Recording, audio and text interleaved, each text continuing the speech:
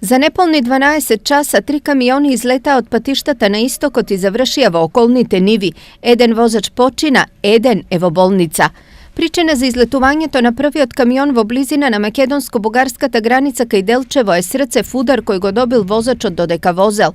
Станува збор за лице на 55 годишна возраст од Богданци кој починал на лице место.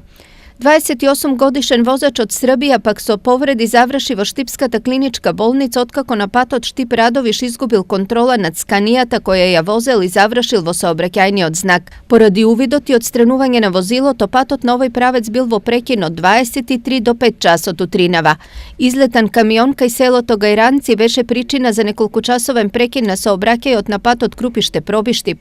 Колони возила чекаа камионот да биде подигнат и тргнат од патот.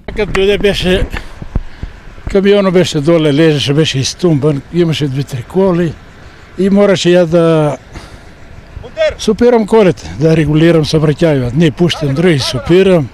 После дојде дизалицата, па се